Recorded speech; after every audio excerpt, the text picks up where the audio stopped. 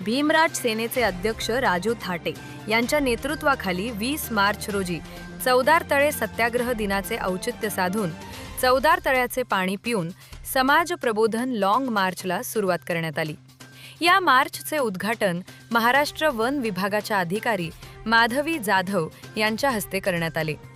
हा long march महाडच्या क्रांतीभूमीपासून ते नागपूरच्या दीक्षाभूमीपर्यंत काढण्यात येणार आहे। याद्वारे राज्यभर समाज प्रबोधनाचा संदेश देत समाजात जनजागृती करणार असल्याचे राजू थाटे यांनी सांगितले। यावेळी त्यांच्यासोबत अनेक कार्यकर्ते आणि भीम सैनिक उपस्थित होते। ज्या महापुरुषांनी संघर्ष केला त्या संघर्षाच्या माध्यमातून आमच्या जीवनाचं सोनं झालं। महामानव डॉक्टर बाबासाहेब आंबेडकरांच्या उपकारावर आपण जगणारी माणसं आहोत। अरे ज्या वेळेस या देशामध्ये आम्हाला जगण्याचा अधिकार नव्हता, कपडे घालण्याचा अधिकार नव्हता, पाणी पिण्याचा अधिकार नव्हता, त्यावेळेस माझ्या बाबासाहेबांनी 99 वर्षापूर्वी या महाडच्या ठिकाणी पाण्यासाठी संघर्ष केला। अरे लोक कशासाठी संघर्ष करतात? कोणी नोकरीसाठी करतं, कोणी स्वतःच्या खुशीसाठी करतं। अरे आम्हाला जेवण खाणं पिणं काही भेटत नव्हतं, साधं पाणीही भेटत नव्हतं। पाण्यासाठी संघर्ष या जगात जर कधी झाला असेल तो महाडमध्ये महामानव डॉक्टर बाबासाहेब आंबेडकरांनी केला। का संघर्ष केला? संघर्ष याच्यासाठी केला कारण आम्हाला आम्ही देखील माणसं आहोत, आम्हाला देखील पाणी पिण्याचा अधिकार आहे। अरे कुत्र्या मांजर तिथं पाणी पितात पण आम्हाला पाणी प्यायचा अधिकार नाही। यासाठी झगडून या मनुवादाच्या छाताळावर बसून या महाडच्या क्रांतीभूमीमध्ये महामानव डॉक्टर बाबासाहेब आंबेडकरांनी जी क्रांती केली त्या क्रांतीला नतमस्तक होण्यासाठी आज आम्ही या ठिकाणी आलेलो आहोत। अरे माझ्या बाबासाहेबांनी का क्रांती केली? कारण या हिंदू धर्मानुसार अरे आम्हाला माणसं समजली जात नव्हती, देव धर्माच्या नादी लागलो होतो, बुवा बाजीच्या मागे लागलो होतो। हे मरिया तो बाबा याच्या पाठी आम्ही जायचो आणि आमचं आयुष्य उद्ध्वस्त करून घ्यायचो। आम्हाला बाबासाहेबांनी सांगितलं अरे तुम्ही शिक्षण घ्या, तुम्ही ज्या वेळेस तुम्ही शिक्षण घेणार तेव्हा तुमचं मस्तक पुन्हा सामने नतमस्तक होणार नाही। परंतु लाज वाटते, शरम वाटते, ज्या नागपूरमध्ये महामानव डॉक्टर बाबासाहेब आंबेडकरांनी दीक्षा दिली आणि तो सद्धम्म आम्हाला दिला, आम्हाला माणसात माणूस म्हणून जगण्याचा अधिकार दिला। शर्मेची बाब वाटते। त्या नागपूरमध्ये टाकळघाट नावाचं गाव आहे, त्या गावामध्ये महामानव डॉक्टर बाबासाहेब आंबेडकर आमचे तथागत भगवान गौतम बुद्धांचे रोज विटंबना होते। अरे बुद्धांची मूर्ती, बाबासाहेबांचा फोटो आणि त्याच्या समोर कोणाच्या अंगात येऊ शकते का? मी तर म्हणतो एका बापाची कोणी औलाद असेल ना तिच्या अंगात कधी येणार नाही। हे साले दोन बापाची औलाद आहे, या दोन बापाची औलाद आहे, त्यांच्या बाबासाहेबांच्या समोर त्यांच्या अंगात येते। गंडे दोरे घालता, अरे गंडे दोरे घालणं बाबाला सांगलं होतं का? अरे बाबासाहेबांना सांगितलं होतं विज्ञानवादी धम्म तुम्हाला देतो, त्या विज्ञानवादी धम्मानुसार चला। इथं गंडे दोरे घालता तुम्ही, नवास मागता।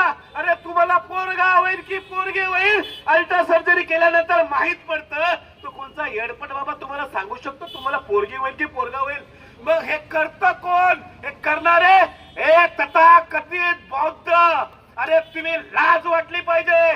बाबासाहेब आंबेडकरांनी तुम्हाला माणसात आणलं आणि सदैव सारखे जगतायत तुम्ही तुमचं आणि हे करण्यासाठी तो दीक्षाभूमीचा अध्यक्ष फंते सरई सुसई।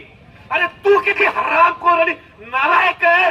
तुझ्यासारखा दीक्षाभूमीचा अध्यक्ष तो फार खाऊ तिथं जातो आणि त्या ठिकाणी गेल्यानंतर त्या नंग्या इत्तू बाबाच्या पाया पडतो। अरे बाबासाहेब आंबेडकर आणि तथागत भगवान गौतम बुद्ध समोर शिवाय आणि कोणा सामने नतमस्तक होणार नाही। मग तू आमच्या समाजाला कुठल्या दिशेने घेऊन चाललास? या अशा माणसाला दीक्षाभूमीच्या अध्यक्षपदी ठेवलं पाहिजे का? दीक्षाभूमीची जबाबदारी आहे या पाखंडातून, या थोतांडगिरीतून, या बुवा बाजीच्या फांद्यातून आम्हाला बाहेर ज्या महामानवाने काढलं, जिथं दीक्षा घेतली त्या ठिकाणी तुम्ही अशी नाजायज कृत्य करताय. तुम्ही देखील नाजायज अवलादी आहात.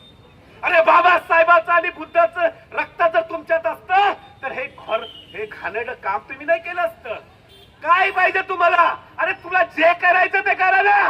अरे जी बाबाजी करायची करा, तुमच्या घरात करा.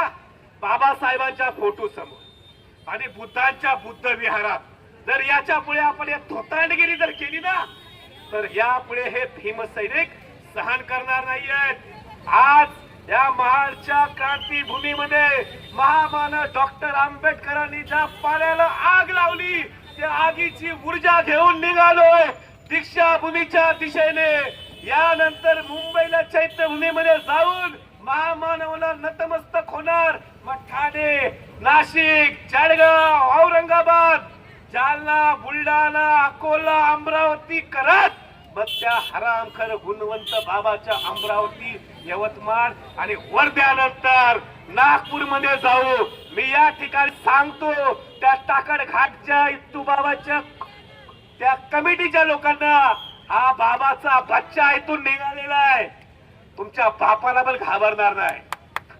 बाळासाहेबांना सांगितलं होतं, ज्या वेळेस बाबासाहेबांनी दीक्षा घेतली त्यावेळेस भंतीजी म्हणाले होते, बाबासाहेब तुमचा समाज ह्या अंध रूढी परंपरामध्ये अडकलेला आहे आणि हा समाज बुद्धाचा धम्म देखील वाटवेल. माझ्या बापाने छाती ठोकून सांगितलं होतं, अरे माझी येणारी पिढी या बौद्ध धम्माला मजबूत करेल आणि ते करण्यासाठी ते जीवाचं बलिदान देतील. हा राजू थाटे तयार आहे जीवाचं बलिदान द्यायला. हा राजू थाटे तयार आहे जीवाचं बलिदान करायला.